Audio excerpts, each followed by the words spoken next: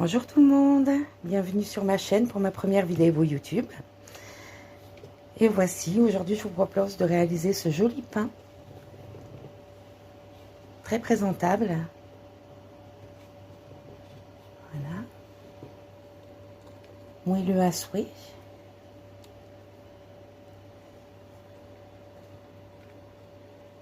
Donc c'est parti pour la vidéo. Vous m'excuserez, c'est ma première vidéo, alors je bafouille, j'ai pas encore tous les codes. Et ça viendra, j'espère que vous m'excuserez. Et puis, n'oubliez pas de liker surtout. Pour ce qui est des ingrédients, il vous faudra 600 g de farine, un demi-cube de levure boulangère, un œuf entier. Alors là, c'est un tout petit verre, vous ne le voyez pas, mais il faut à peu près un demi-verre à thé d'huile d'olive, un tiers d'un verre normal de lait, de l'eau tiède, une cuillère à soupe de graines de nigel, une cuillère à soupe de graines de sésame, une cuillère à soupe, alors à rectifier selon le goût, de sel, et normalement une cuillère à café de sucre en poudre. Pour ma part, j'en avais plus, j'ai mis du sucre glace. Et ensuite, pour le façonnage de votre pain, il vous faudra un petit peu d'huile d'olive, de la farine, et pour la dorure, un jaune d'œuf. Voilà, on se retrouve tout de suite pour la recette. Dans le bol du robot, on va commencer par mettre tout ce qui est liquide. Donc on va mettre d'abord le lait, l'huile d'olive, l'œuf,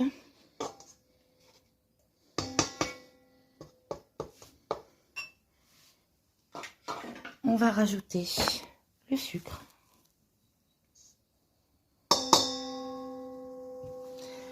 la levure boulangère émiettée. Donc c'est vraiment un pain qui est facile à faire, même au niveau du pétrissage. Hein. Si vous n'avez pas de robot, vous le faites à la main. En fait, il ne nécessite pas de pétrissage ce pain. Donc c'est pour ça qu'il est vraiment pratique. Ensuite, on met la farine.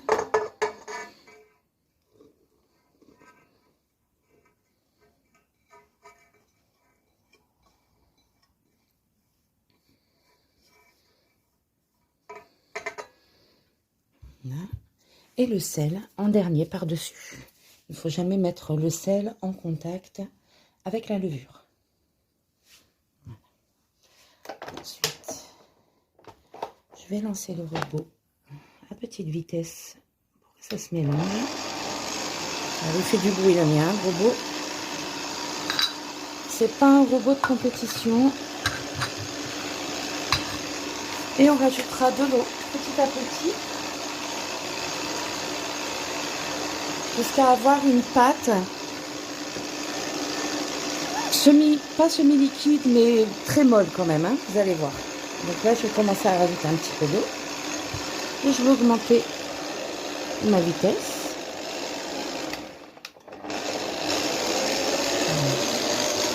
Et je rajoute encore un petit peu, petit à petit.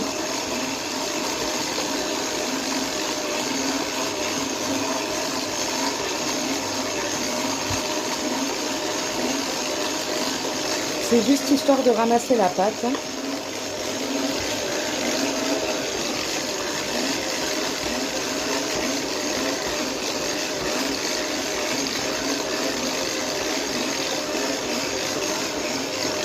c'est encore un petit peu, donc vous voyez, il n'en faut pas beaucoup. Hein.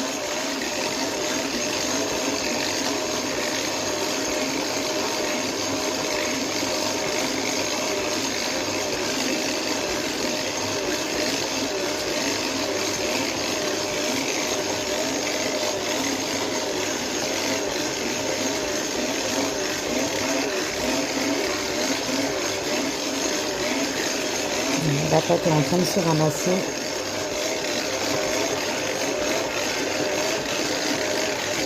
Voilà. On va arrêter. Oh, je me trompe de sens. Et voilà, je vais vous montrer un petit peu la texture.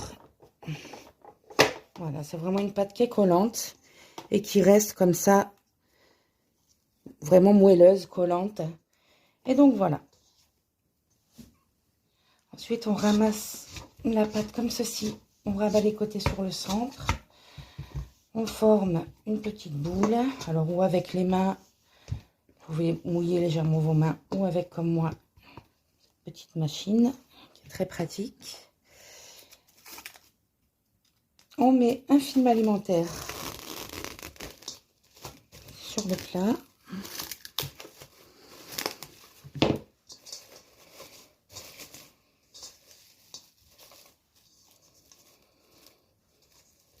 Et un torchon propre par-dessus, et on laisse dans un endroit plutôt chaud, alors ou un four préchauffé et éteint, ou près d'un radiateur, pendant à peu près 1h, 1h30, jusqu'à ce qu'elle aille vraiment doubler de volume.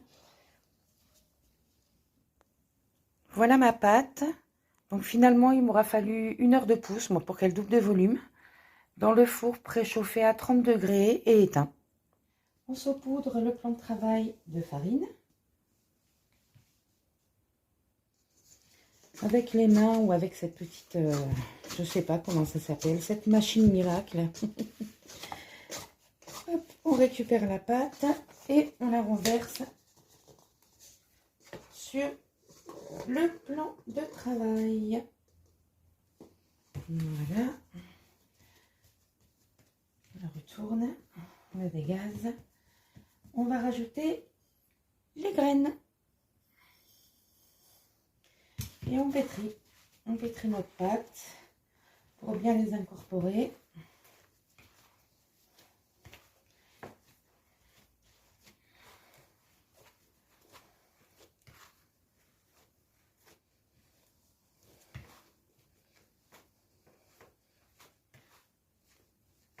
Voilà, on reforme une belle boule.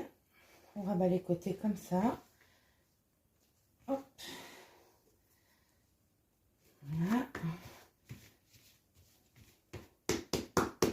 Et on remet une demi-heure. Donc pareil que tout à l'heure, film alimentaire, torchon, dans le four préchauffé éteint, pour une demi-heure. Voilà, au bout d'une demi-heure, la pâte a gonflé. On la ramasse comme tout à l'heure. Et on la met sur le plan de travail fariné. On va façonner un boudin.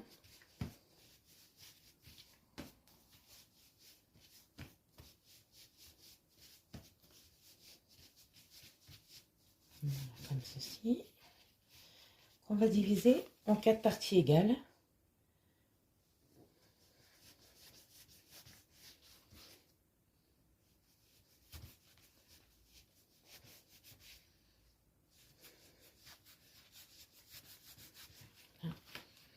Et on va faire des boules. On rabat les côtés. Hop. Pince et on façonne des boules. On fait pareil avec les... Voilà, une fois qu'on a les 4 boules de préparées, on prend la première, on la met sur le plan de travail qu'on a refariné et on l'étale. Donc on essaye de faire un joli rond. On l'étale bien. Il faut bien l'étirer, bien l'étaler finement.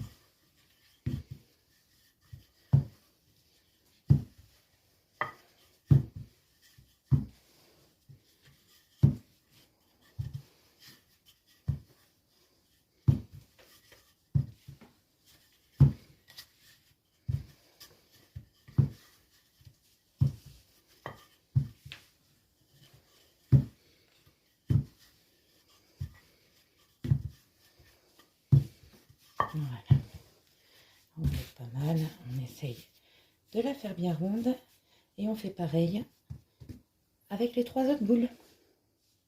Une fois qu'on a façonné ces 4 ronds de pâte, alors approximativement ronds, hein, à peu près de la même taille, on essaye de les arrondir avec les mains. Et alors moi je prends les mains parce que j'aime cuisiner avec mes mains, mais vous pouvez prendre un pinceau. On va prendre de l'huile légèrement et on va en badigeonner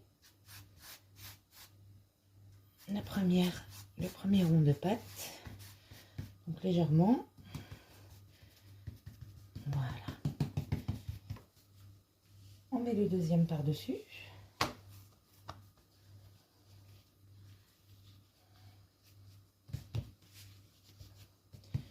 et on fait la même chose,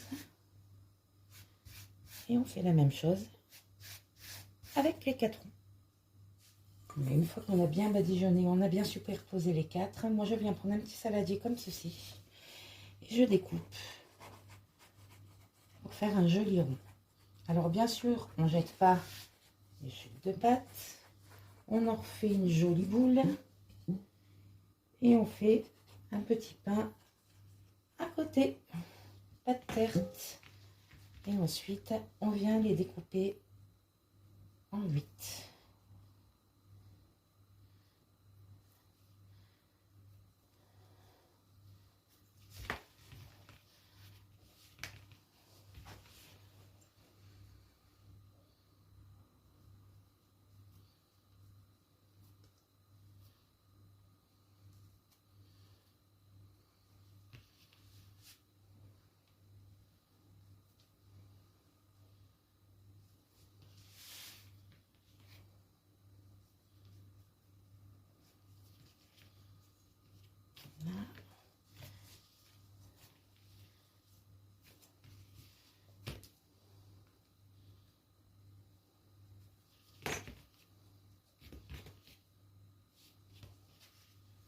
Et le dernier.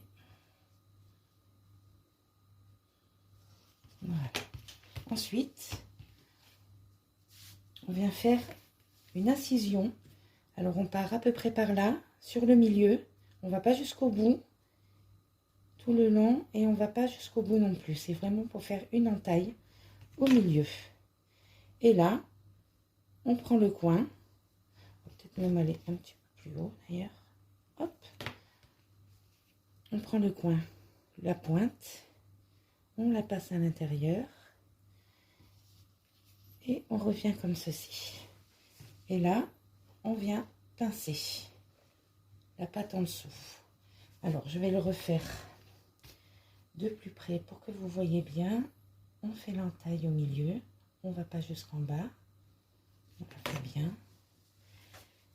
On ouvre, on passe la pointe à l'intérieur, on ressort et ici, on vient pincer bien comme il faut. Ça nous fait une jolie forme. Et on fait pareil avec tous. Une fois qu'on a fait le pliage des 8 morceaux de pâte, on vient les disposer. Donc, on les met comme ceci, l'un en face de l'autre. Ensuite, on en met un de chaque côté. C'est inutile de trop serrer parce que de toute façon, la pâte a gonflé. Donc là, vous voyez les premiers comme ceci. Et ensuite, on vient placer les autres à ce niveau-là. Les 4 autres. 2. On vérifie que ça soit bien pincé. 3. Et 4. Que ça soit bien pincé à ce niveau-là. Que ça ne souffle pas pendant la cuisson. Et voilà, ça nous donne ceci.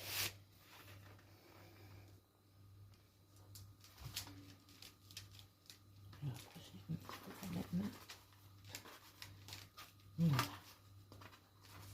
On arrange un petit peu les pointes pour que ça fasse quelque chose de joli. Et ensuite, on va les badigeonner d'œufs. Prends le jaune d'œuf. Donc moi, je fais tout avec les mains, hein, comme je vous ai dit. Vous pouvez utiliser un pinceau. Et on badigeonne avec le jaune d'œuf.